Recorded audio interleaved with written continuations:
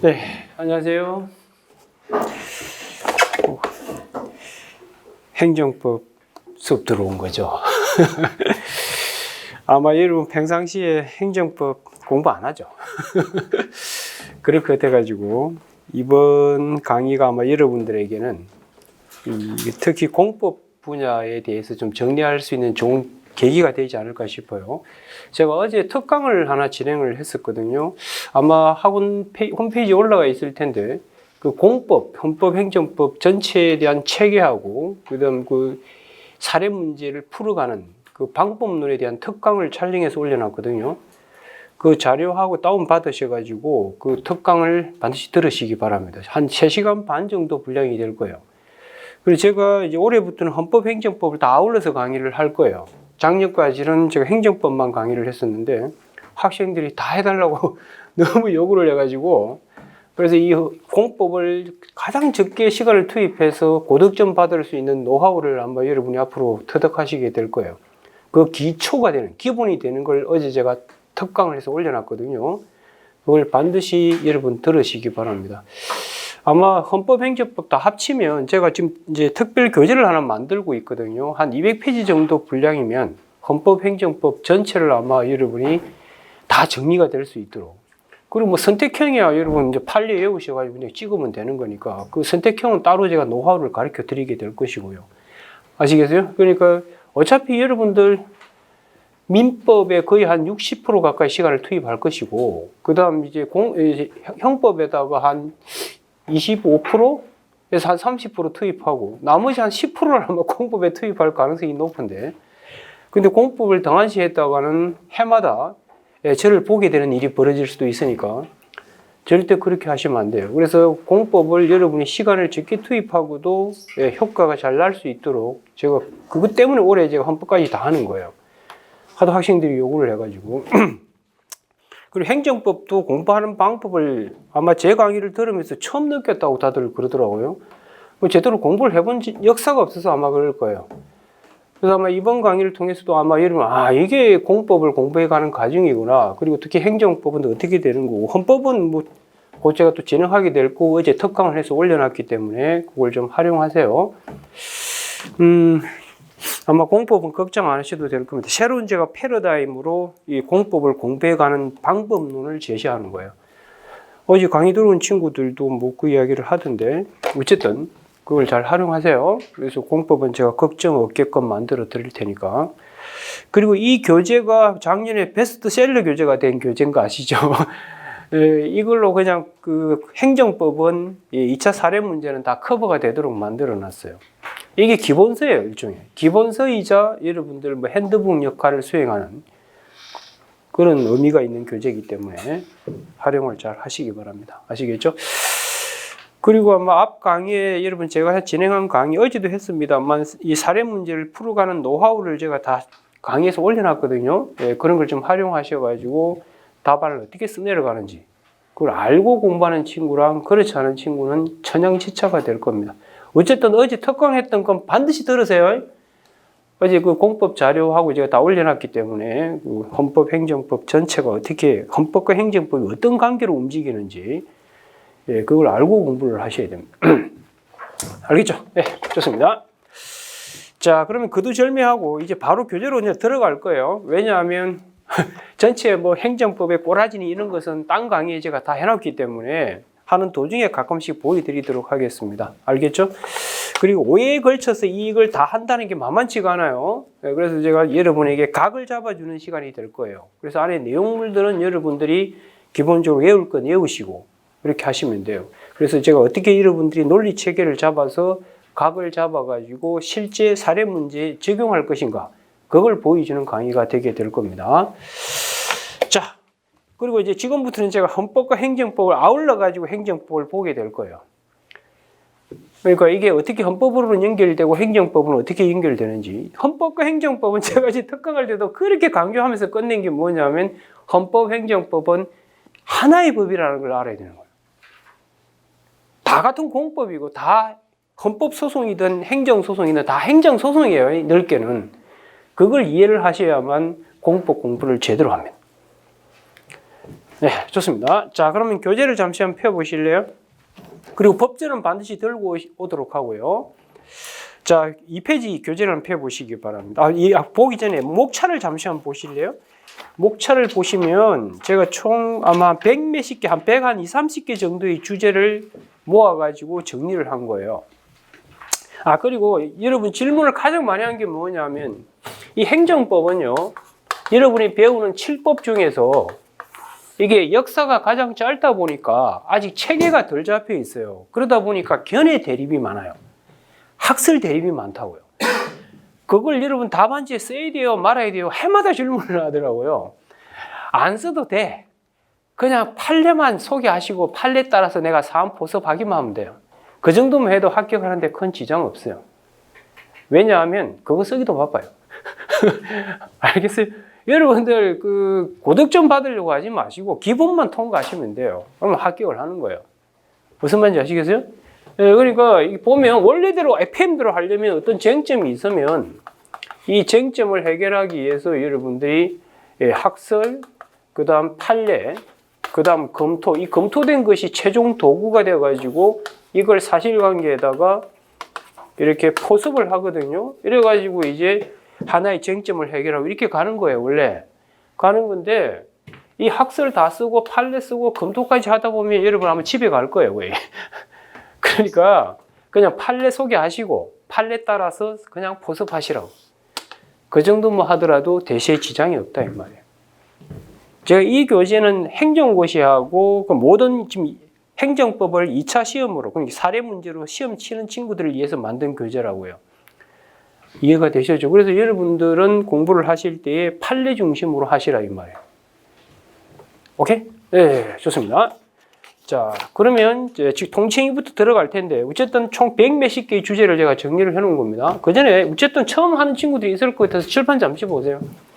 제가 어제도 강조를 했었는데 오늘 첫날이기 때문에 잠시 한번 보여드릴게요. 어떻게 돌아가는가? 헌법이든 행정법이든 뭐 가지고 공부를 시작하셔야 되느냐면 소송법 갖고 출발하셔야 돼요. 그래서 헌법 공부하실 때도 헌법재판소법을 가지고 헌법소송을 전제해서 전체 체계를 잡으셔야 돼요. 그 다음에 이제 행정법도 행정소송법을 갖고 전체 체계를 잡으셔야 됩니다. 그걸 잠시 한번 보여드릴게요. 칠판 잠시 한번. 자, 아시다시피 여러분들 행정법이든 이건 좀 알아두세요. 헌법이든 행정법이든 둘 다 어차피 공법인데 이 공법은 왜 탄생했는가를 이해하셔야 돼요. 이 공법이 탄생한 이유는 이 공법의 탄생. 이걸 잠시 좀 정리하고 들어가도록 합시다. 어차피 여러분들이 또 첫날이고 하니까. 원래 이제 여러분들 그 인류 역사를 쭉 보면 아시다시피 과거에 이제 절대 왕정 시대가 있었고 절대 왕정 시대. 이 시대 때는 글자 그대로 뭐냐면 권력이 최고 정점에 가 있었던 시대예요. 이 국가 쪽이죠, 이쪽이. 국가 쪽으로. 그러다가 아시다시피 이제 뭐가 터지죠? 이 절대왕정 시대 때 이게 국민이 있으면 혹시 헌법 시간 때 이거 배우셨죠? 국가와 사회, 이쪽이 사회잖아요. 사회의 이분론에 대해서 아마 배우셨을 텐데 그걸 기본으로 해서 공법은 공부하셔야 됩니다. 그 공법이 나온 이유가 바로 거기에 있기 때문에 그래요. 그래서 이 기본적으로 이쪽이 국가고 이쪽이 사회라고요, 이쪽. 그래서 이 국가가 이 사회를 향해서 뚫고 들어온다고 이게 이제 침투를 하는 거죠. 침범을 하는 겁니다. 그 침범을 하는데 이 왕이 가장 좋아하는 음식이 두 개가 있었다고요. 가장 좋아하는 음식이 뭘 것 같아요? 그게 국민들이 가진 것 중에 가장 탐난 게 두 개가 있었는데 그게 하나가 신체고요. 하나가 재산이었다. 이 두 개를 왕이 독식하고 싶었던 게 언제 시대라고요? 절대왕정 시대. 이 시대 때는 왕이 심심하면 야, 너 이리 와. 군대 좀 와. 그걸 강제로 징병하는 거고요. 너 재산 다 들고 와. 이래야 되는 거예요. 그래서 이 시대를 우리는 무슨 시대라고 불렀냐면 이 1세대라고 그래요. 이걸. 1세대는 인치의 시대라고 그래요. 인치 시대라고. 그러다가 이제 뭐가 터지느냐면 시민혁명이 터져요. 시민혁명이. 이 시민혁명이 딱 터집니다. 터진다는 건 이제 이 국민들이 더 이상 신체 재산 유린당하는 거 못 찾겠다 이 말이에요. 그래서 여러분들 17, 18세기 넘어오면 이제 시민혁명이 터지. 그때부터 본격적인 우리가 지금 알고 있는 공법의 시대가 열리는 거라고요. 그래서 공법은 쉽게 말하면 결론부터 말하면 공법은 국가의 수탈로부터 국민 방어하기 위한 법 체계가 뭐라고? 공법 체계라고. 그래서 잘 생각해보면 국가는 전체잖아요. 전체. 공동체 전체인데 공동체 전체가 공익을 이름으로 움직인다고요. 그래서 공익 이름으로 개개인을 작사를 내는 것을 아무 제동 걸지 않고 작사를 냈던 시대가 몇 세대라고요? 1세대라고요. 그런데 이제 오늘날 시민혁명을 기점으로 어떤 일이 벌어지냐면 이 왕을 완전히 죽여버립니다. 그게 단두대 이슬로 사라지게 만드는 거죠. 그렇게 해서 국민들은 신체 재산을 지키고 싶어 했던 거예요. 이해가 되셨나요? 여기까지? 그래서 공법, 오늘날도 마찬가지입니다. 오늘날의 공법은 전체의 공익, 이익, 이거와 이 개개인의 국민의 사이, 그걸 헌법에서는 기본권이라고 그러고 행정법에서는 개인적 공권이라고 이름을 붙여놓은 거라고요. 그걸 방어하기, 지키기 위해서 어떻게 할 것인가의 방법론을 고민하는 게 공법이라고요.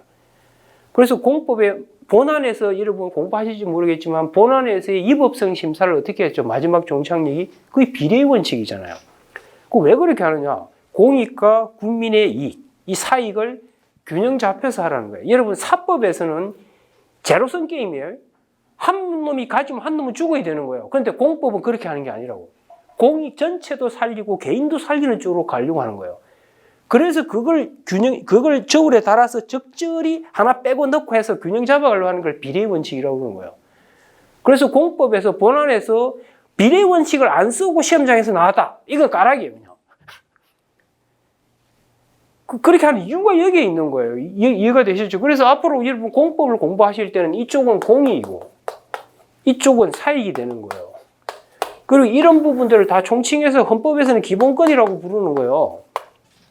이해가 되셨어요? 그러다가 시민혁명이 터지면서 이제 2세대로 넘어와요. 2세대. 2세대에 넘어와가지고 이놈을 작사를 내버리고 시민혁명을 기점으로 이제 어떤 일이 벌어지느냐. 이제 국민들이 자기 대표자를 뽑아요. 그게 오늘날의 국회가 되는 거예요. 그래서 국회를 만들어서 이제 왕한테 가는 거죠. 그래서 이제 왕은 이제 국민들의 신체 재산을 유린할 때에 그냥 하는 게 아니라 뭐예요? 그래서 자기들이 뽑은 대표자가 만든 법, 그게 법률이잖아요. 이 법률에 의해서 이제 드디어 침범에 들어오라는 거. 이걸 헌법에서는 법치주의 원리, 법치국가 원리라고 그러는 거예요. 행정법에서는 이제 그 안에서 다시 세부적으로 뽑아내서 만든 게 법치행정의 원리고 그거 가지고 행정법을 구성한 거예요. 한마디로 그 아담과 이브에서 왕이 아담의 갈비뼈를 빼가지고 뭐 이브를 만들었다고 그러는데 법치주의에서 뽑아내서 만든 게 행정법이라고요. 그 기본 메커니즘을 이해를 하셔야 돼요. 그래서 이 기본적으로 이에서 이제 왕이 이제 법에 의해서 하게 된다고. 그래서 이 침범에 들어올 때 이 법의 지배를 받으면서 들어오라. 이게 뭐라고? 이게 법치주의라고 그러고 특히 이 안에서 행정부에서 구체적으로 하는 작용을 관련해서 법치주의가 적용된 걸 법치행정이라고 그러고 그걸 갖고 행정법을 하는 겁니다. 그 이 안에서 이제 뭐가 튀어나오냐면 법치행정이라는 게 튀어나와요. 그래서 이때는 무슨 시대냐면 이때는 이 부분이 극대화되던 시대가 되는 거예요.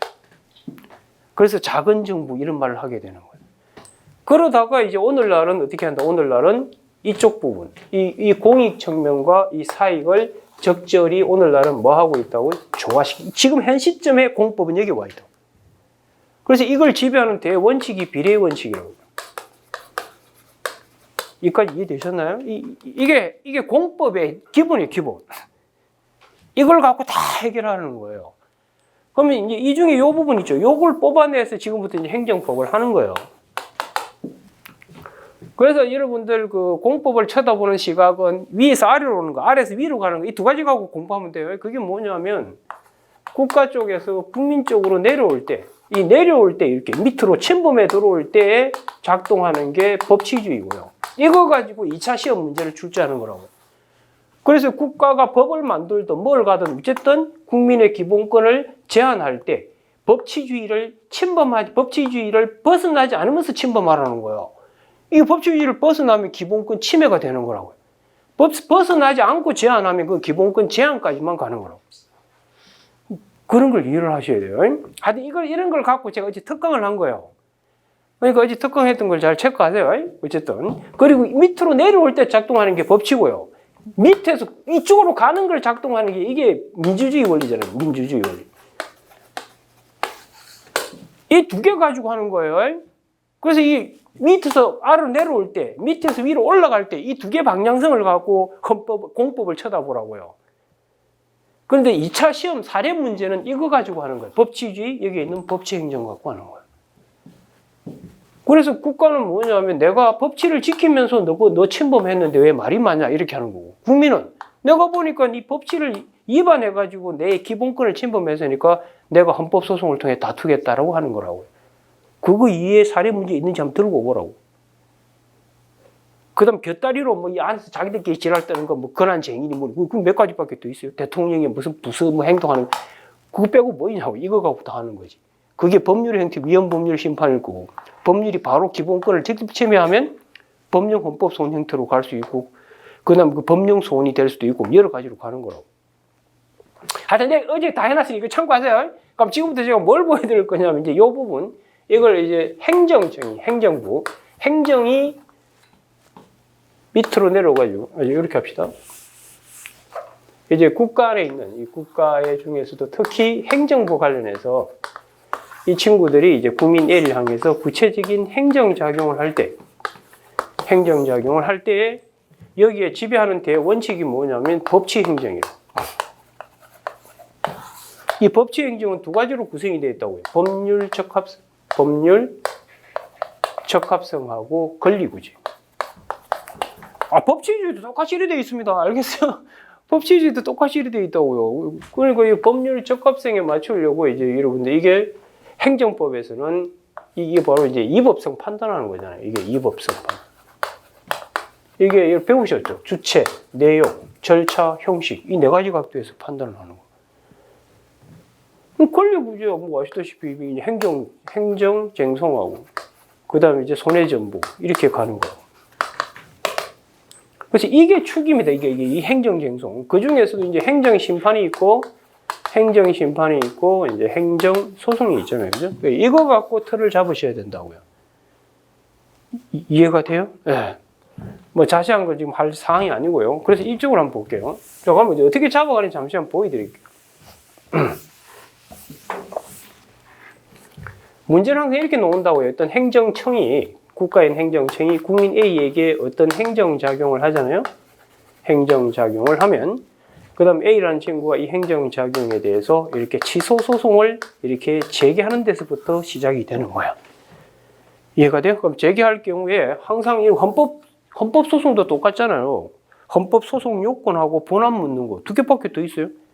그리고 헌법소원 청구한 거, 권리구제형 헌법소원 68조 1항 청구한 것이 적법한가 이렇게 묻는 문제. 그 다음 기본권 침해했느냐 이걸 묻는, 그건 본안이잖아요.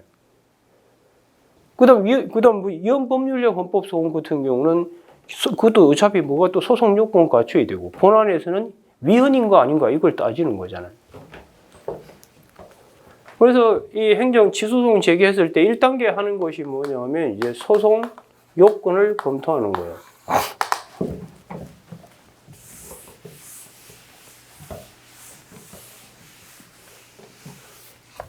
2단계가 뭐냐면 이제 본안을 묻는 거죠. 이게 큰 축입니다. 이게 공법은 사법과 달리 항상 이걸 먼저 검토하도록 되어 있어요. 사법에서는 이게 의미가 없잖아요. 근데 공법은 이런 구조로 되어 있어요. 그래서 공동체가 지금 돌아가야 되는데 개나 소나 가지고 불만 터뜨리고 이러되면 골치 아프니까 예선전에서 다 걸러낸다고요. 알겠어요? 네, 그런 메커니즘으로 되어 있습니다. 그래서 기본적으로 항상 헌법도 마찬가지, 행정도 마찬가지고 이런 소송을 기본으로 해서 틀을 잡으시라 이 말이에요. 그래서 헌법에서는 68조 1항 권리구제형 헌법소원을 갖고 틀을 잡으세요. 그걸 기본축으로 해서 잡아 나가셔야 됩니다. 자, 그래서 이 소송 요건 부분에서 이제 검토하고 본안에서는 여러분들 이 본안은 준의 전령 갖고 이렇게 판단하면 된다고. 주체, 내용, 절차, 형식 이렇게 판단해 가면 되는 거라고. 다만 이제 소송이 진행하는 과정에서 빚어지는 문제들이 있죠. 이게 이제 심리잖아요. 심리를 하는 거. 이게 소송 요건 단계 문제고. 그죠? 예, 그래가지고 이제 소송에서 마지막에 판결을 때리겠죠. 이렇게. 이 구조로 가는 거예요. 그래서 이 부분 열심히 배우는 건데, 여러분 사례 문제에서는 이 행정작용의 요 법적 성질, 이걸 반드시 규명하고 들어가야 돼요. 들어가셔야만 답안이 풀립니다. 그래서 보통 사례 문제는 이렇게 나와요. 사례는 제가 어제 특강에도 설명했었습니다만, 사례는 총 4단계 과정을 밟아서 진행합니다. 4단계. 그 1단계가 뭐냐면, 1단계는 여러분들 설문이 주어져요. 설문에서 어떤 분쟁이 주어진다고. 그래서 그 설문을 통해 가지고 여러분들이 반드시 하셔야 될 게 뭐냐면, 설문에 있는 주인공이 누군지를 반드시 체크하셔야 돼요. 누가 누구에게 뭘 하고 있는가. 그리고 이 친구가 하고 있는 요놈의 성질이 뭔지. 이 법적 성질은 항상 두 가지를 살펴야 돼요. 하나, 둘. 이게 소속, 강학상 소속이 어딘지를 밝혀야 돼요. 이게 허가인지, 특허인지, 뭐 행정행위라면 허가인지, 특허인지, 뭐 적시강제인지, 뭔지. 이거 못 밝히면 끝이에요. 헌법에서 가장 중요한 게, 어제 특강할 때 강조했지만, 헌법에서는, 본안에서는 지금 국가의 공권력 작용 때문에 이 친구가 지금 제한받고 있는 기본권이 뭔지를 밝혀내야 돼요. 그래서 이 기본권이 무슨 직업 선택의 자유 안에서도 여러 가지 또 들어있잖아요. 그걸 다 암기를 하셔야 된다. 뭐 종교의 자유라면 그 안에 성교의 자유도 포함되어 있는지, 이런 걸 체크하셔야 되는 거예요. 그다음 헌법에 명시되어 있지 않는 기본권도 있잖아요. 일반적 행동자유권이라는 이런 걸 어디서 도출해가지고 인정이 되는지 판례를 다 기억을 하셔야 돼요. 그걸 암기 안 하면 사례 풀 수가 없다니까요. 행정법에서는 이놈이 도대체 어디 소송인지 밝히지 못하면 문제를 못 푼다니까요. 그래서 정확한 개념을 아셔야 돼요. 허가의 개념, 특허의 개념 이런 걸 모르면 답안을 쓸 수가 없다 이 말이에요. 알겠어요? 두 번째는 기속이냐 재량이냐 이걸 밝혀내야 돼요. 왜 밝히는가는 좀 더 하면서 제가 이야기할 거예요. 그래서 이 설문 단계에서는 반드시 여러분들 저 법적 성질을 정확하게 좀 체크하면서 들어가시라고, 주인공하고. 그 다음에 이제 2단계에서는 뭐냐면 이 분쟁, 이 설문을 읽으셔서 여기서 쟁점을 도출하셔야 돼요. 쟁점. 이게 논점이죠. 이게 논점을 도출하는. 근데 논점은 이거 소송 요건 아니면 본안 중에서 흘러나오고, 아니면 이제 나머지 곁다리들 뭐 그런 것들이 문제가 되는. 크게는 소송 요건 아니면 본안이 논점이 될 수밖에 없는 거예요. 그래서 그 논점을 도출하셔가지고 세 번째, 이 논점을 해결할 도구를 발견하셔야 돼요. 예를 들어서 논점이 만약에 원고 적격이 논점이다. 그럼 원고 적격을 해결할 도구는 행정소송법 12조에 있잖아요. 그걸 들고 와서 해결해야 되는 거예요. 이해가 되셨어요? 그리고 마지막에 네 번째 사안 포섭을 하는 거라고. 그렇게 해결하는 거예요. 어쨌든 세부적인 그런 것들은 다 여러분이 제가 이미 다 강의해서 올려놨기 때문에 참고하도록 하고, 제가 좀 보여드리고 싶은 거는 기본적으로 행정법은 출발이 어디라고요? 법치행정에서 출발합니다. 그 법치행정은 법률 적합성, 법에 따라서 하라는 거고, 그걸 안 따라서 국민을 피해주면 국민의 권리구제가 되도록 되는 메커니즘. 그거는 헌법이든 행정법이든 똑같이 되어 있다고요. 그게 공법이라니까, 기본적으로. 그걸 알고 공부를 하셔야 돼요. 뭐 더 이상 진행하지 않을 거예요. 그래서 이렇게 된다는 정도만 보여드리게 될 것이고, 그리고 어차피 지금 통칭이 하면서 또 할 수밖에 없는 게 있어요. 뭐냐면, 우리가 기본적으로 이렇게 소송을 제기하잖아요. 이 소송을 제기하면 첫 단계가 뭐냐면 1단계가 사법심사 가능성입니다. 사법심사 가능성을 검토해요. 뭐냐면 일반 법원이나 아니면 헌법재판소가 이 행정작용에 대해서 국민이 불만을 표하면은 소송이 됐든지 행정소송이 됐든 그 다음에 이제 헌법소송이 됐든 그걸 받아서 처리해 줄 수 있는 사건인가가 먼저 문제가 돼요. 그래서 원래 제가 어제 특강하면서 헌법과 행정법은 하나라고 하면서 단지 관할만 이분화시켜 놓은 거예요. 국가가 하는 작용을 일부는 어디로 보내고 헌법재판소로, 일부는 어디로 행정법원으로 보내는 그것밖에 없어요. 똑같은 거라니까 어차피요. 그런데 헌법재판소도 못 가고 일반 법원에도 못 가는 사건이 있는 거 아니에요 하고 놓은 게 이 사법심사 가능성이에요. 아무데도 못 가는 거예요. 그게 대표적인 첫 번째가 지금 배우게 될 통치행위. 그래서 통치행위가 과연 일반 법원도 못 가고 헌법재판소도 못 가는 거 이런 문제가 있는 거로. 이게 하나가 있고요. 그 다음 두 번째가 뭐냐면 특별권력관계. 들어보셨을 텐데 특별권력관계. 이게 이제 문제가 돼요.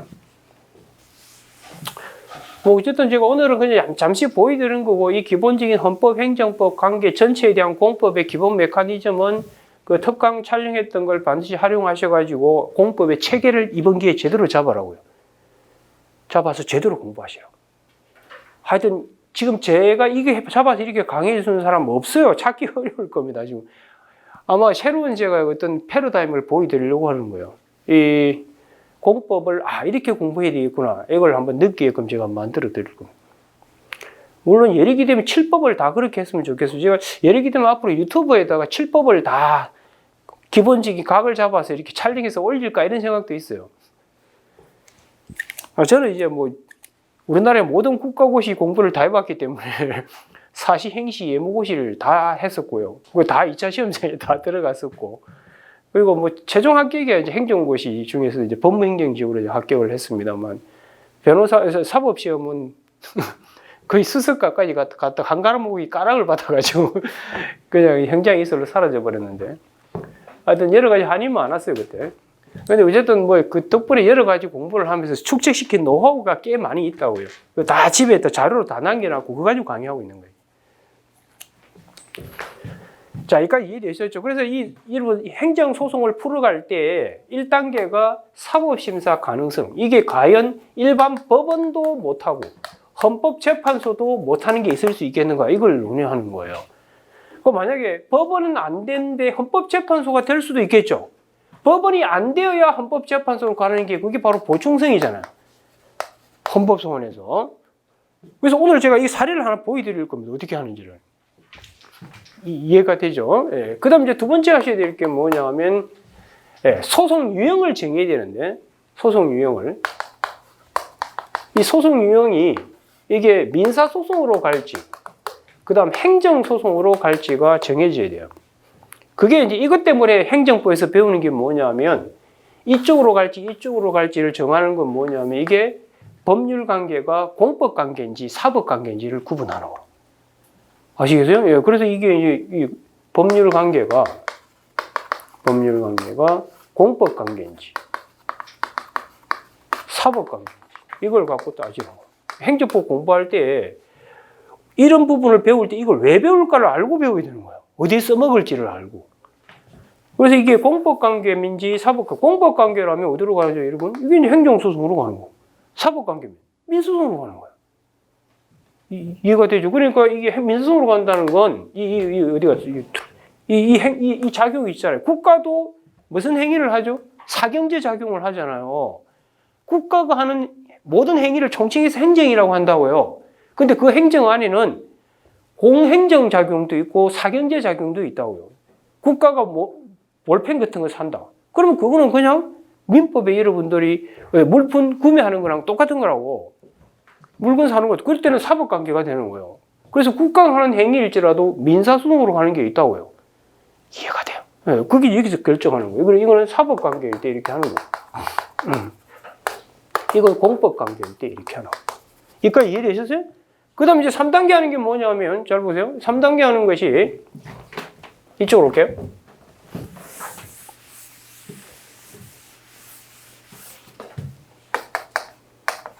하는 게 뭐냐면, 이제 이게 공법 관계야. 그럼 공법 관계라면 어쨌든 행정소송으로 가잖아요. 가는데, 이 공법 관계를 다시 두 개로 쪼갠다는 거 아실 거예요. 그게 이제 중요한 게 뭐냐면, 권력 관계인지 비권력 관계인지. 이 권력관계가 처분이라고, 처분. 이게 이제 행정법에서 엄청 중요하고 헌법에서도 중요할 수밖에 없잖아요. 여러분 68조 1항 권리구제형 헌법소원은 세 가지 스타일이 있는 거 아시죠? 법령 헌법소원, 처분 헌법소원, 그 다음 뭐 재판 헌법소원 세 가지가 있거든요. 그 중에서도 처분 헌법소원이 이제 헷갈리는 거예요. 처분은 원래 간할 배분하기를 헌법재판소와 그 다음 일반 법원 배분하기 할 때 기본적으로 처분은 어디서 한다? 일반 법원, 일반 행정법원에서 하는 거예요. 그런데 일정한 처분 중에서 일반 행정법원에서 못하겠다 하는 것은 어디로 간다고? 헌법재판소로 갑니다. 뭐 가장 대표적인 게 여러분들 권력적 사실행위 같은 거. 안 배우셨어요? 좋습니다. 어쨌든 그래서 이 처분이 되면 이건 기본적으로 어디로 가느냐? 이 행정소송 안에서도 이 행정소송을 크게 여러분 아시다시피 항고소송하고 항고소송과 당사자 소송으로 나뉘잖아요. 올해 여러분 시험에 이게 나왔잖아요. 이게 당사자 소송.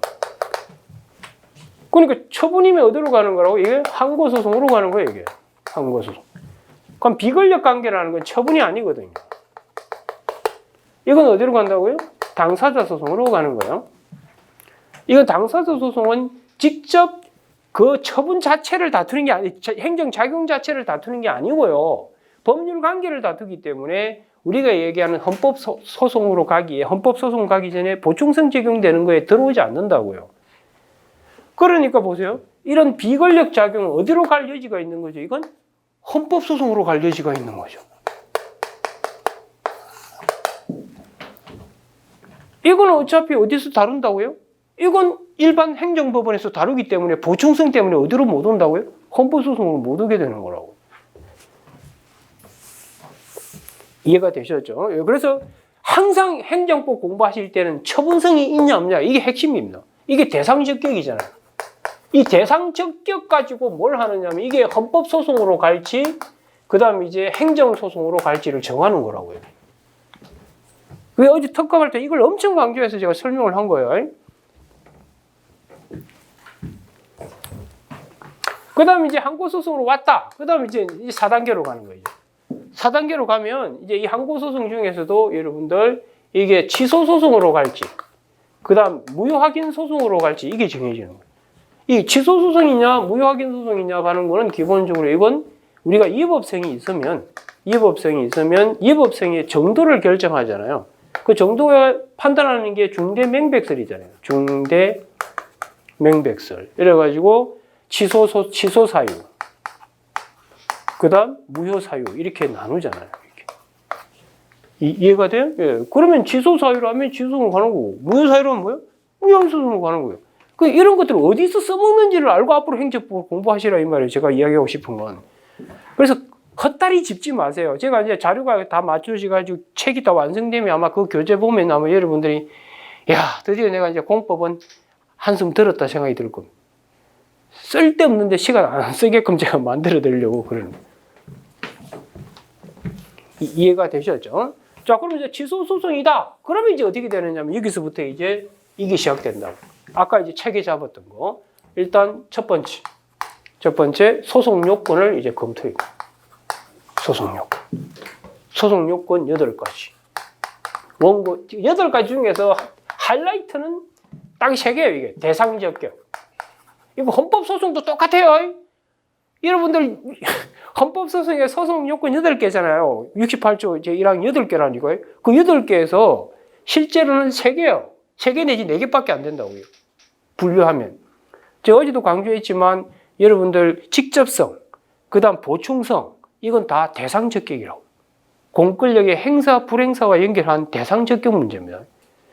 그 왜 그런가를 이해를 하셔야 돼요. 그게 헌법재판소와 행정법은 관할을 나눠주는 거예요. 대상적격하고 그 다음에 이제 원고적격. 이 원고적격이 헌법소송에서는 자기 관련성이라고. 나하고 관계없는 걸 왜 하냐. 나하고 관계 있는 거 다투라. 이 원고적격이라고. 그게 헌법소송에서는 자기 관련성 그렇게 돼 있는. 이 대상적격 안에서 여러분들 헌법소송에서는 뭐 직접성, 이거 보충성, 이게 다 대상적격과 관련돼 있다는 거 아셔야 돼요. 이건 자기 관련성하고 관련돼 있는.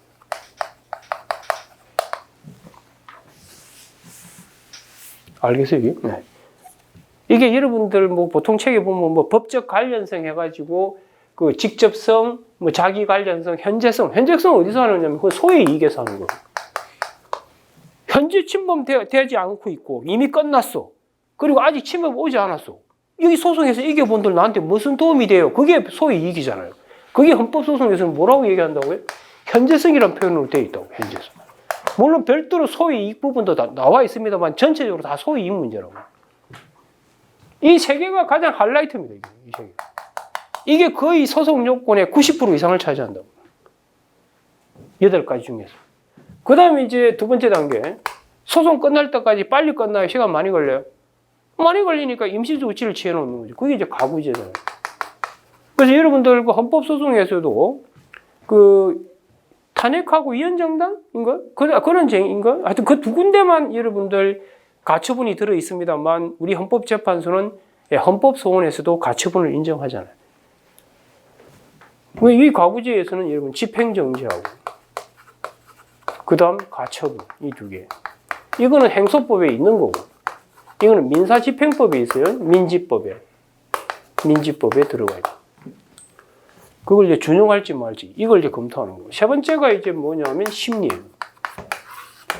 이 심리에서는 이제 심리와 관련한 특유한 법리들 몇 가지가 있어요. 근데 이제 이 심리에서는 이제 기본적인 본안 심리는 아까 말씀드린 것처럼 주체, 내용, 절차, 형식 이 네 가지 가지고 판단한다고. 그리고 이 내용은 법률 우위, 법률 유보 이래 가지고 판단하는 거고. 그다음 심리 과정에 빚어질 수 있는 문제들. 그 문제가 여러분들 심리 도중에 하는 것 중에 시험에 자주 나오는 게 뭐냐면 처분사유 추가 변경. 처분사유 추가 변경이라든지 그다음 위법성 판단 시점. 위법성 판단 시점이 어떻게 처분신지 판결신지 이런 것들. 그다음에 이제 세 번째가 여러분들 이 과정에 또 빚어지는 게 소의 변경. 소 변경 문제라는. 네 번째가 소송 참가. 이런 문제들. 그 다음 다섯 번째가 관련 청구 소송의 병합 문제. 이런 것들을 여러분들이 알아두셔야 되는 거.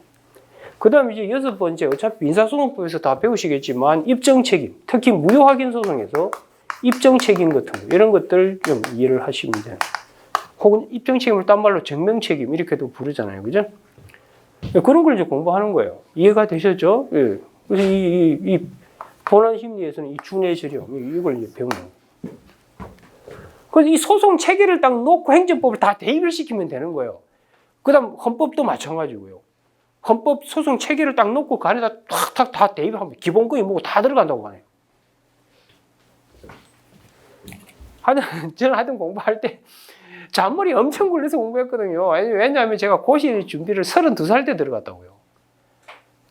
제가 대학을 엄청 늦게 갔고요. 뭐 집안 형편도 있고 해가 뭐 어쩔 수 없는 상황이어가지고 늦게 대학을 들어가다 보니 고시도 32살 때 준비해서 이제 35세 끝냈어요. 고시 3개를. 웃기죠? 그러니까 얼마나 잔머리를 굴리면서 했겠어요. 생각해 보세요. 그 젊은 친구들하고 살아남으려고. 그러니까 제가 여러분에게 노하우를 가르쳐 주려고 하는 거라고. 씨알 데 없는 공부 많이 한다고 붙는 게 아니라고요. 시험은 학문이 아닙니다. 알겠어요? 시험 학문이 아니고 뭐예요? 기술, 테크닉이라고. 그 요령을 알고 공부하면 엄청난 양을 줄인다고요. 지금 여러분이 원하는 게 공부 양이 너무 많지 않아요? 지금 7법 양이 엄청 나올 겁니다. 그걸 절묘하게 줄여갖고 딱 할 거면 하게끔 만들어주는 강사가 최고의 강사예요. 오케이? 제가 이제 변시 강의를 한 지가 이제 얼마 안 됩니다만 아마 조만간 다 정복할 거예요. 확실합니다.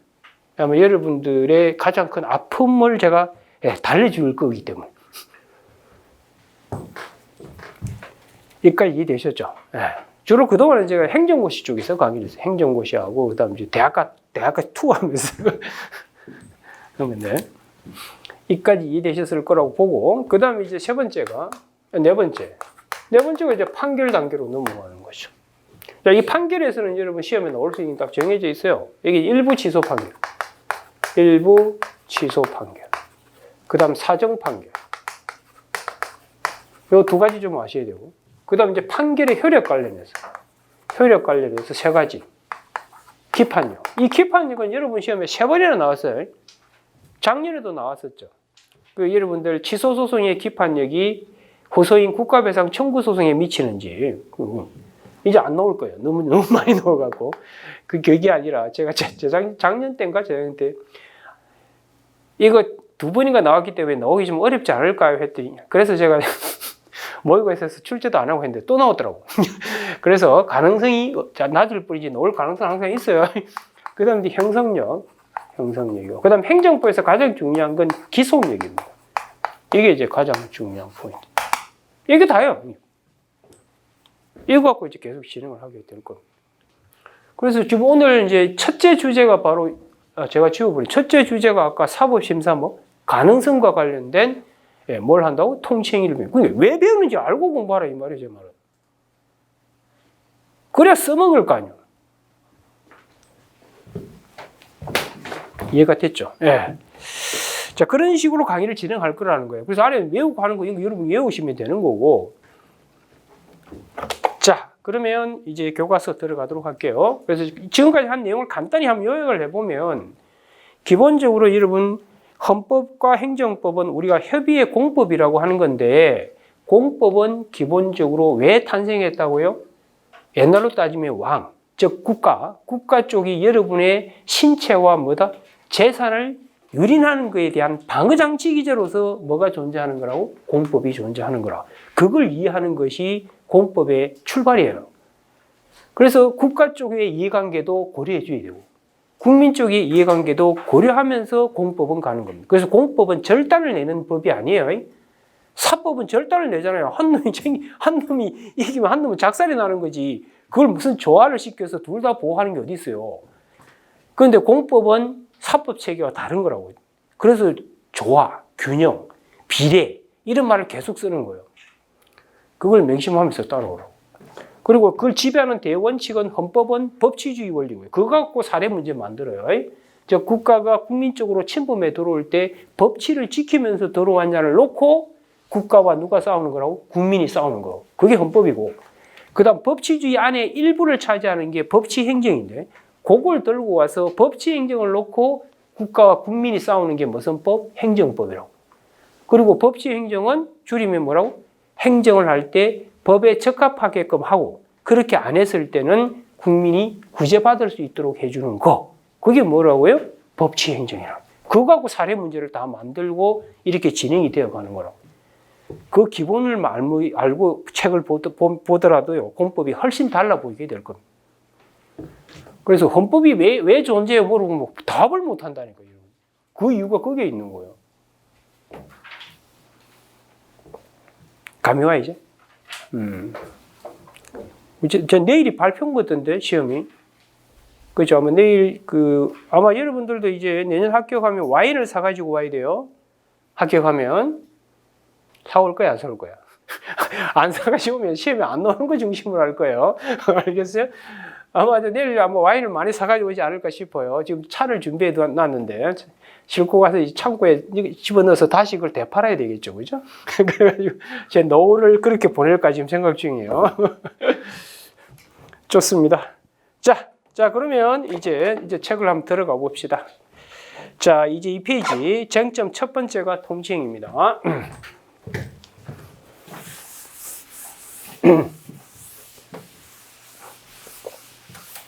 자, 첫 번째 주제요.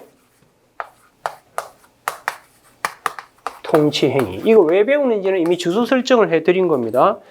그럼 이 통치행위 관련해서 대표적인 사례를 하나 보여드릴게요. 그걸 가지고 이제 이걸 어떻게 출제할 것인가. 참고로 통치행위는 이거는 헌법, 행정법을 아울러서 출제되는 거예요. 잠깐, 여러분 시험은요. 그래 제가 왜 헌법행정법을 같이 하는지 이유가 뭐냐면 작년 학생들이 그 이야기를 하더라고요. 이게 지금 헌법은 헌법쌤만 따로 강의하고 행정법 따로 해서 이렇게 강의하다 보니까 문제의 적실성이 떨어진다는 거예요. 여러분 시험 실전 문제는 헌법, 행정법 아울러서 묶어가지고 하나의 설문에다가 일부는 헌법 문제, 일부는 뭐다? 행정법 이렇게 출제하잖아요. 그 말은 앞으로 제가 강의하면서 자꾸 이야기하겠습니다만 이런 주제는 헌법과 행정법을 묶어서 출제하기 좋은 것입니다라고 얘기할 거라고. 그런 것들이 출제될 가능성이 높은 거라고요. 문제 만들기가 쉬우니까. 이해가 되셨어요? 그래서 여러분들 보면 아시겠죠? 헌법 책을 찾아봐도 통치행위가 나오고 행정법 책을 받아봐도 뭐가 나온다고? 통치행위가 나온다고. 헌법에 봐도 신뢰보호가 있고요. 행정법에 봐도 뭐가 있다고요? 신뢰보호가 있고 다 있다고. 그런 것들은 다 엮어서 나온다고요. 그 다음 지방자치도 헌법에도 있고 어디에도 있다고? 행정법에도 있으니까 지방자치는 단골 메뉴로 나오는 거예요. 그걸 좀 인식하면서 따라오시라고. 그러면 재밌다. 그래서 이 통치행위는 헌법행정법을 묶어서 출제하기에 좋은 주제 중에 하나라고요. 그래서 이게 결국은 헌법재판소로 가야 될지, 행정법원으로 가야 될지, 이게 관할 이분화 문제와 관련된. 보세요. 만약에 이 통치행위는 개념은 아시잖아요. 통치행위에 해당하면 소송에서 빼겠다는 거거든요. 그때 말하는 소송은 일반 법원의 소송을 얘기하는 거예요. 그럼 일반 법원 소송이 안 되면 마지막 어디로 가야 된다고? 그럼 헌법소송으로 가야지. 참고로요, 우리나라 헌법재판소와 행정법원은 국가가 하는 모든 작용에 대해서 국민이 불만이 있으면 다툴 수 있도록 만들어 놨다고요. 근데 다투되 어디서 다툴 것인가를 정하는 게 관할 이분화라고요. 그래서 일부는 어디서 다투고? 헌법재판소. 일부는 어디? 일반 행정법원, 대법원 필두로 한 일반 행정법원에서 다투게 하는 거라고.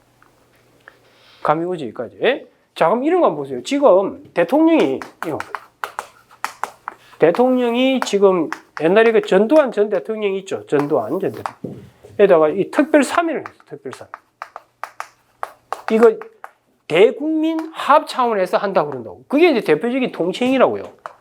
정치적 목적 실현하려고 하는 건데. 그럼 특별 사면을 딱 하니까 그 민주의식이 투철한 A라는 사람이 이 특별 사면이 자기의 평등권, 이 평등권, 이게 이제 자기 기본권이라고 하면서 이 평등권이 침해된다면서 이게 헌법소원을 청구한 거예요. 헌법소원. 그럼 이 시험 문제, 이 헌법소원의 적법성을 한번 검토해 보세요. 이렇게 나올 수 있다고. 적법성 검토. 한번 검토해 보세요. 헌법소원의 적법성만 하니까 본안은 문제서, 본안은 이게 이제 평등권이 침해되느냐가 본안의 문제니까 그건 내버려 두고 적법성 검토니까 헌법소원 68조 1항. 68조 1항의 헌법소원의 적법 요구 8가지 있잖아요.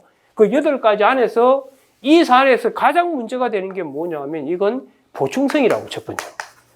보충성하고. 그 다음, 특별사면의 상대방이 누구예요? 전두환이잖아요. 그럼 이 친구는 제3자지. 제3자일 때 문제되는 게 뭐예요? 자기 관련성입니다. 하여튼 앞으로 제가 헌법하고 행정법 앞으로 진행하면서 사례 같은 거 저랑 이제 같이 공부하고 할 텐데 다 논점을 어떻게 토출하고 어떨 때 이렇게 하고 하는지를 요령을 여러분이 알게 될 거라고. 그러니까 이 딱 문제 나오면 이게 보충성 부분하고 그다음 두 번째가 뭐냐면 이게 자기 관련성. 이 두 개가 논점이 될 거라고. 그럼 이 보충성에서 뭘 해결해야 돼요? 보충성이 뭐예요? 일반 법원에서 다툴 수 있는 건 헌법재판소로 가져오지 말라는 거잖아요. 그럼 여기서 뭘 논의해야 돼요? 통치행위 인정 여부를 논의해야 된다고. 만약에 통치행위를 인정한다는 것은 이건 결국 일반 법원에 의한 일반 법원이 못하겠다는 게 되는 거예요. 못해야 뭐가 충족돼요? 보충성이 충족돼서 헌법재판소로 올 수 있는 거예요. 그걸 쓰는 거라고요. 이해가 되죠? 근데 이건요, 지금 답을 쓴다면 보충성은 충족된다는 쪽으로 몰아가야 돼요. 통치행위 긍정하면서. 그럼 어디서 탈락시키면 돼요? 자기 관련성에서 탈락될 가능성이. 지금 전두환을 특별 사면함으로써 A가 침해받는 어떤 이익이나 권리가 있어요? 기분만 찝찝하지. 그러니까 이건 자기 관련성을 인정하기가 어려울 가능성이 높아요.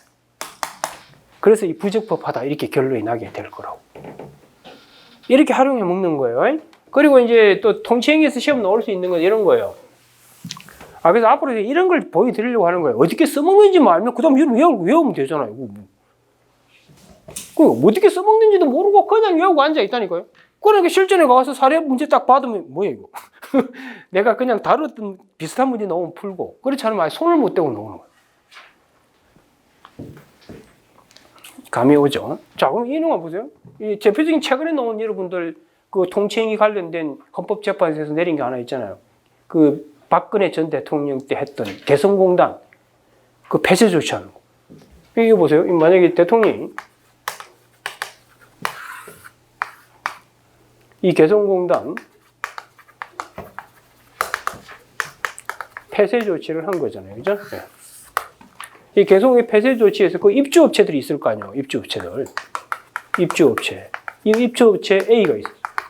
그럼 입주업체 A는요, 이 사안에서 기본적으로 행정법적 시각에서는 이제 이걸 생각하셔야 돼요. 이건 지금 헌법과 행정법을 아우르는 문제고요. 알겠죠? 그래서 제가 이제 이걸 사례 문제를 얼마든지 이런 모의고사 칠 때 제가 출제를 할 수 있는 거예요.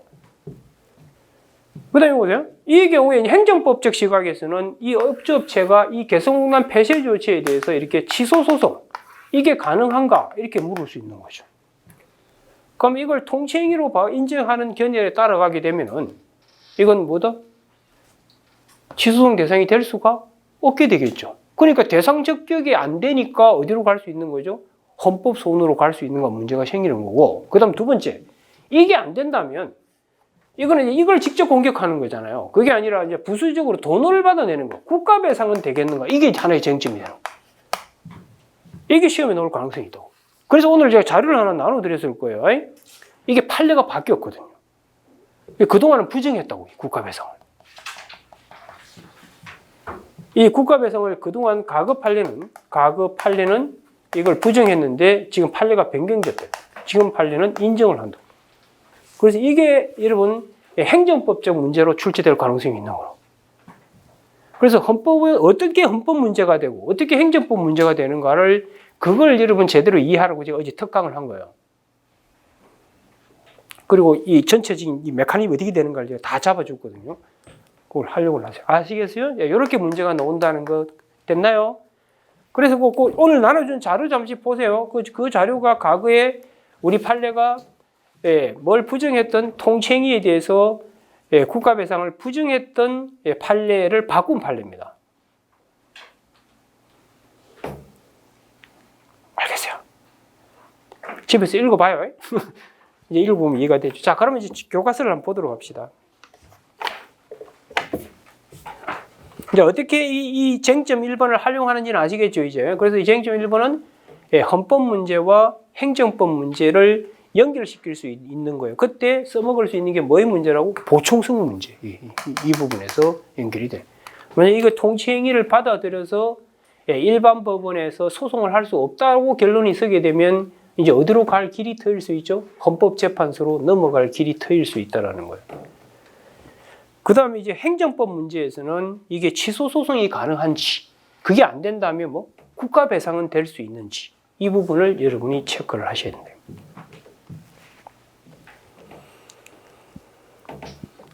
그래서 뭐 견해 대립 있고 한데 판례만 소개하고 사안 포섭하세요. 그 정도만 하시더라도 여러분 합격하는데 아무 지장이 없다 이 말이에요. 그래서 그 목차 위주로 잠시 볼게요. 그 통치행위에서 개념은 반드시 외우세요.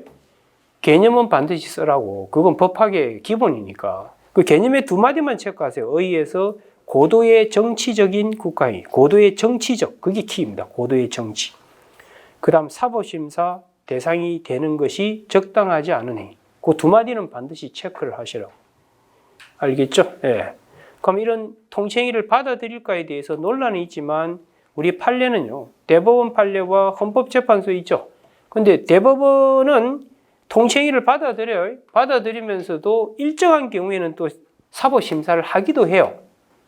하기도 하는데 여러분들은 기본적으로 우리 판례가 대법원 판례를 묻게 되면 그게 그 키워드 체크하실래요? 사법자재설, 그 다음 권력분립설, 그거 체크하세요.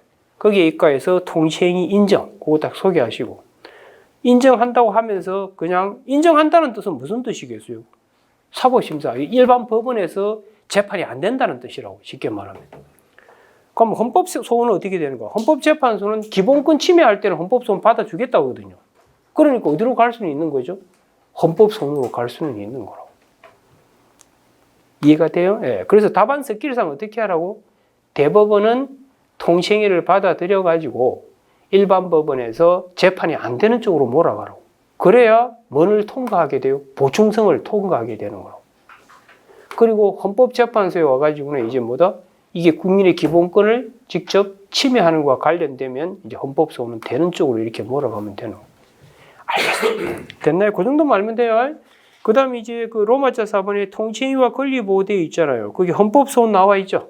그거 한번 읽어보시면 되고, 이제 국가배상에서 이 부분을 기억하라고. 국가배상에서 판례 부분은 수정하세요. 나눠준 자료로.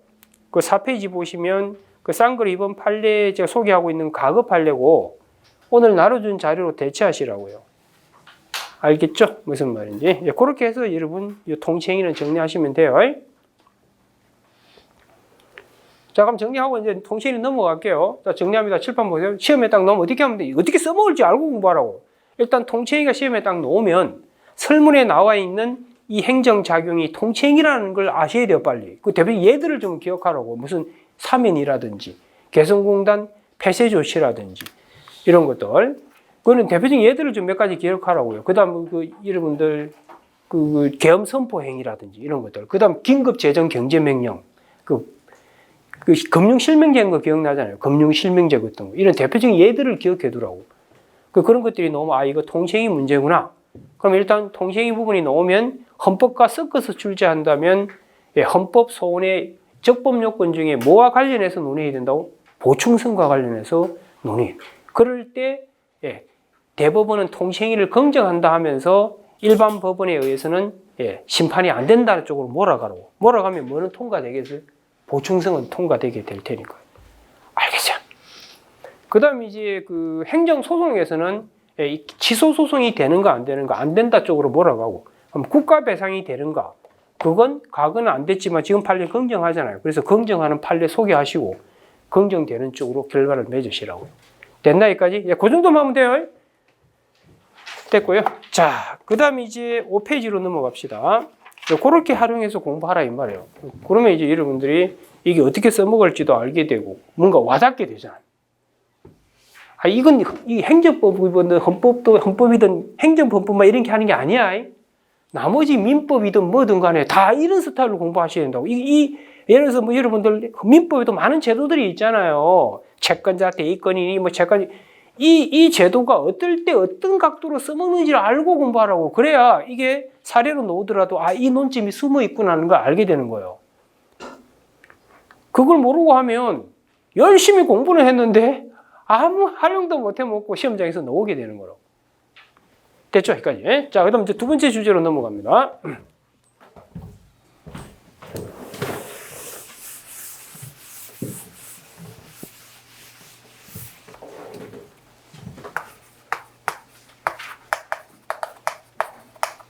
자, 이건 이제 어디에 써먹는지 잘 보세요. 법률유보는 헌법에도 나와요. 법치주의 안에 다 법률유보가 들어있기 때문에 우리 헌법 37조 제2항에 뭐라고 돼 있어요? 모든 국민의 자유와 권리는 국가안전보장 질서이지 공공복리를 위해서 법률에 의해서 제한한다고 그랬잖아. 그럼 여러분이 기본권을 제한하기 위한 형식은 법률에 근거해서 해야 되는 거예요. 그리고 그 근거하는 법률은 명확해야 되고요. 그래서 명확성 이런 거 다 배웠잖아요, 여러분들. 어쨌든 근데 행정법에서 어떻게 하는지 보시라고. 7번 잠시 보세요. 이건 이렇게 하는 거예요. 지금 행정청이요. 국민 A한테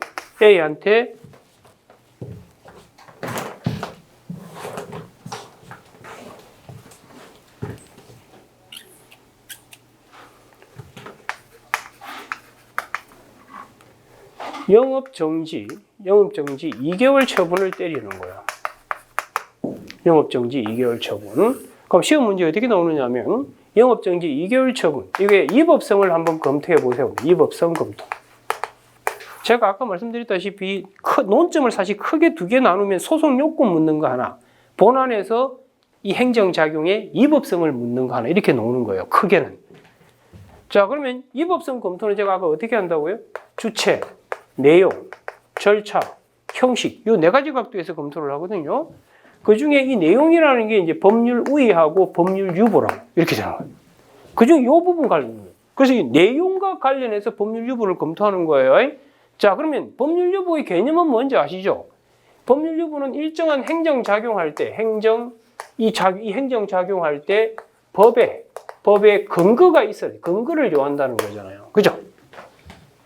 자, 그러면 이 법률 유보는 시험에 어떻게 나오는지 잘 보세요.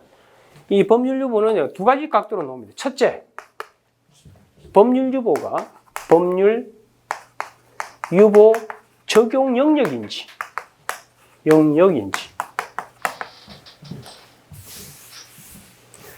여러분들 법률 우위는 항상 적용돼요. 이건 항상 적용돼요. 왜 그런가는 기본 강의 때 배우시기 바라고, 법률 법률 유보는 적용 영역이 어디까지 될지 논란이 있잖아요. 그래서 침해 유보설부터 쭉 있어 왔잖아요. 그런데 이번 행정기본법에 들어왔죠. 자, 행정기본법 조문 찾아보시고. 이 행정기본법 활용 잘 하셔야 돼요, 앞으로. 8조 보실래요? 행정기본법 8조. 8조 펴셨나요? 자, 같이 한번 읽어봅시다. 뭐라고 되어 있는지. 자, 행정작용은 그러나죠? 법률에 위반되어서는 아니되며 그 부분이 뭐라고? 법률 우위라고요. 위반하면 안 된다. 찾았어요? 자, 그 다음 국민의 권리를 제한하거나 의무를 부과하는 경우 헌법에 있는 걸 그대로 옮기고 있잖아요. 부과하는 경우에 그 밖에 국민 생활에 중요한 영향을 미치는 경우에는 법의 근거, 이게 법률 유보죠. 그럼 어떨 때 법에 근거해야 된다고 되어 있어요? 첫째, 국민의 권리를 제한하거나 의무 부과, 그거 자르시고 그게 뭐냐면 침익적 작용이라고, 침익. 그 다음 두 번째가 뭐죠? 중요한 사항인 거. 이게 중요사항 유보설이라는 거예요. 그러니까 우리 지금 법률 유보 적용 영역 인지와 관련해서 행정기본법, 잘 보세요. 행정기본법 8조는 침익 분야와 침익 분야와 그 다음 이제 중요사항일 때는 법에 근거 있어야 된다는 거예요. 자, 그런데 여러분들 침익적이라는 거 국민한테 안 좋은 거니까 이해가 되지. 근데 중요사항인가 아닌가는 보기 나름이지. 그래서 이것 때문에 개별 분야별로 학술 대립이 나오는 거야. 예를 들어서 보조금 지급 같은 경우엔 법에 있어야만 되는지 이런 논의가 나오는 거예요. 그래서 개별 분야별로 앞으로 계속 접할 때마다 법률 유보가 적용될 만큼의 중요한 영역인가 아닌가를 개별 논의를 알고 있어야 되는 게 있다고요. 그래서 이게 중요 사항인가 아닌가는 이건 케이스 바이 케이스라고 이거. 그래서 이거 개별 논의를 여러분이 기억을 하셔야 돼요. 그리고 이 중요사항 중에서 보세요. 중요사항 중에서 우리가 잠깐 법률 유보할 때 이 법 있죠. 이 법률은 여러분 선택행위도 자주 나왔습니다만 이건 국회가 만든 법률에다가 법규명령, 위임이 있으면 법규명령도 들어오죠.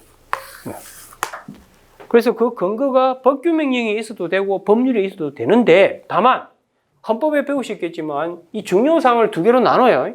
중요한 것 중에 진짜 중요한 거하고요. 그냥 중요한 거로 나눈다고. 그 중요한 것 중에 진짜 중요한 본질적인 거. 이게 이제 본질적인데, 본질사항. 이건 위임을 주면 안 돼. 즉, 행정부에 위임을 준 게 법규명령이잖아요. 이거는 위임이 안 되고 반드시 법률에 근거해야 돼. 법률에 근거. 이걸 뭐라고 불러요? 헌법 시간에 배웠잖아요. 이걸 뭐라고 그래? 이걸 어해유보라고 그런다고. 어해. 들어보셨어요? 지금 듣고 있잖아. 이게 이제 어해유보라고 그래. 이게 이제 어해유보라고. 어해유보. 어해유보의 원칙.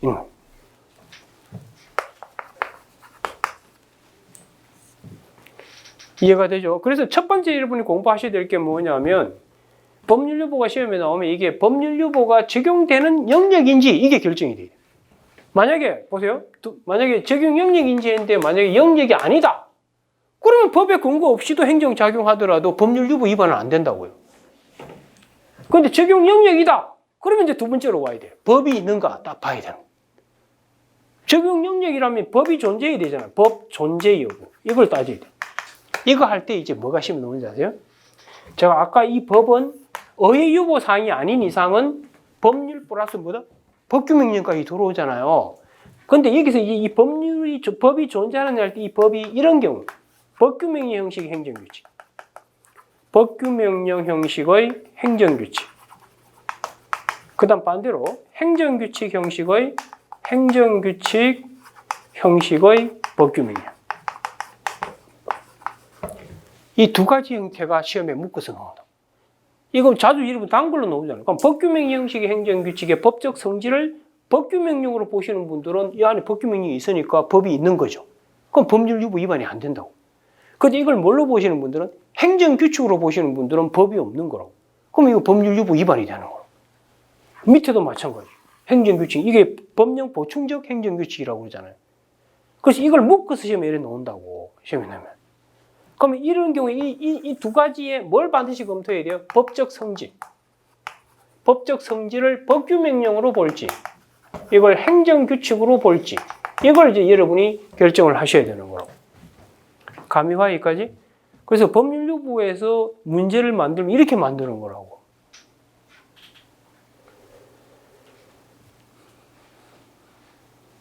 됐죠? 그러면 이제 법률유보 사례 문제가 나오면 이제, 요거 물어보려고 출제했구나. 요거 물어보려고 이게 감이 오는 거라고. 자, 봅시다. 그리고 제가 각각 주제별로 제가 학습 가이드를 다 적어 놨을 거예요. 그걸 읽어보면 여러분 뭘 공부해야 될지 가늠이 좀 되게 되게끔 만들어 놨거든요. 그 활용을 잘 하세요. 자, 법률유보 원칙 한번 볼게요. 자, 5페이지 오셔서 어휘 한번 볼까요? 자, 법률유보 원칙이란 그 키워드 체크하시면 일정한 행정작용. 모든 영역이 아니라는 거예요. 일정한 행정작용. 그 다음 법률의 근거. 체크하시고. 자, 그 다음 이제 법률유보에서 말하는 법이 뭔지도 아셔야 돼요. 그때의 법률은 형식적 의미의 법률. 이게 국회가 만든 걸 얘기하는 거고. 그 다음 법규명령. 그 두 가지. 그 다음 근거에 보시면 두 번째 줄에 행정기본법 8조 조문 체크하셔야 돼요. 8조. 그 다음 이제 적용 범위 보시면은 두 번째 줄. 행정기본법은 중요사항 유보설의 관점에서 법률유보의 원칙을 규정하고 있다. 중요사항 유보. 침해 플러스 중요 영역은 법에 근거 있어야 된다. 이 말이에요. 알겠어요? 된다, 여기까지? 네. 자, 그 다음 넘어갈게요.